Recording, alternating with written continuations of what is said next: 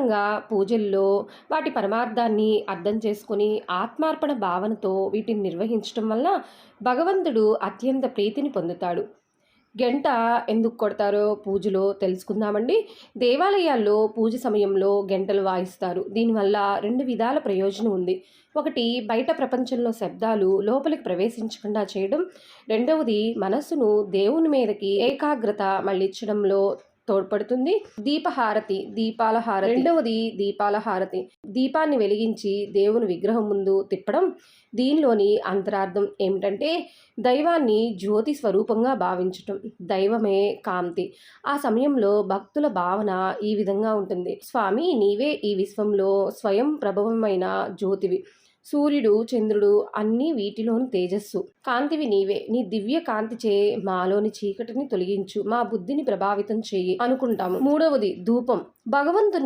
భగవంతుని ముందు పరిమళాలు వెదజల్లే అగరవత్తులను వెలిగిస్తాం కదా, వాటి సువాసనలు అన్ని దిక్కులా వ్యాపిస్తాయి. వీటి ధూపం క్రిమి సంహారినిగా కూడా పనిచేస్తుంది.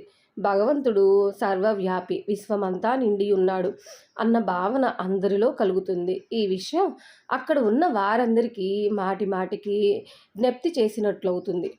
అలాగే నాలుగవది, కర్పూర హారతి ఎందుకు ఇస్తారు స్వామివారికి?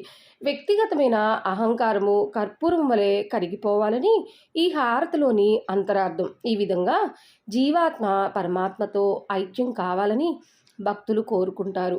ఐదవది, గంధపు సేవ. ఈ సేవలో చాలా అర్థం ఉంది. భగవంతుని విగ్రహానికి పూయడానికి గంధాన్ని మెత్తగా నూరుతారు.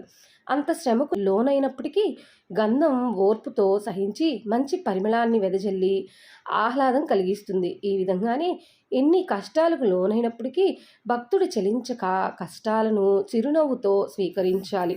ఎటువంటి పరిస్థితుల్లోనూ శత్రువుకైనా అపకారం తలపెట్టకూడదు. ఇదే ఈ గంధం సేవలోని అంతరార్థము. ఆరవది, పూజ. దేవునికి పత్రం, పుష్పం, ఫలం, తోయం అనే వాటిని భక్తులు పూజలో సమర్పిస్తారు.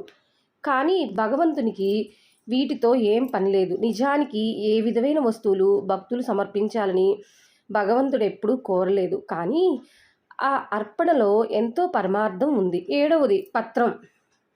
ఇది త్రిగుణాలతో కూడుకున్నది. పూజలో దీన్ని భగవంతునికి అర్పిస్తాం. ఎనిమిదవది, పుష్పం. పుష్పం అంటే హృదయంతో సమానం. ఇక్కడ పుష్పం అంటే చెట్ల మీద పూచే పువ్వని అర్థం కాదు. సుగంధ పరిమళాలను వెదజల్లే హృదయ కుసుమం అని అర్థం. ఇటువంటి హృదయ కుసుమాన్ని దైవపరంగా అర్పించాలి. అలాగే ఫలం అంటే మనస్సు ఫలాల్ని అంటే మనం చేసే కర్మల ఫలితాల్ని మనం ఆశించగా భగవంతునికి అర్పితం చేయాలి. దాన్నే త్యాగం అంటారు. పదవది, తోయం అంటే నీరు. భగవంతునికి అర్పించవలసిన నీరు అంటే మనలోని హృదయపూర్వకమైన ప్రేమ, ఆనందం మొదలైన దివ్య భావాల వల్ల వెలువడే ఆనంద బాష్పాలు దైవానికి అర్పితం కావాలి అని అర్థం. 11వది, కొబ్బరికాయలు. హృదయం అనే కొబ్బరికాయ కోరికలు అనే పీచుతో కప్పబడి ఉంటుంది. దానిలో ఉండే నీరు సంస్కారము. కోరికలు అనే పీచుని హృదయం అనే కొబ్బరికాయ నుంచి వేరు చేసి తీయనైన కొబ్బరిని భగవంతునికి అర్పితం చేయాలి.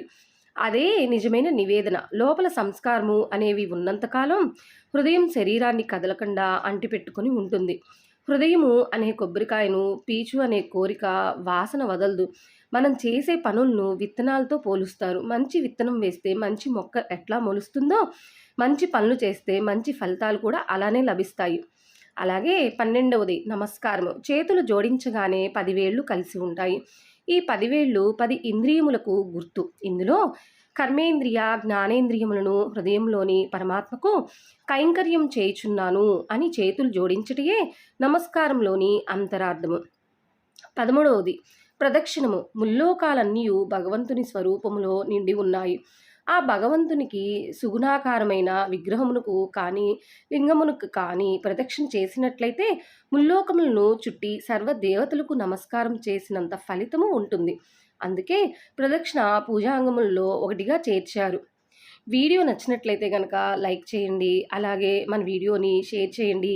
ఇలాంటి ఎన్నో ఆధ్యాత్మికమైన విషయాలు తెలుసుకోవడం కోసం మన ఛానల్ని సబ్స్క్రైబ్ చేసుకోండి. Thank you for watching.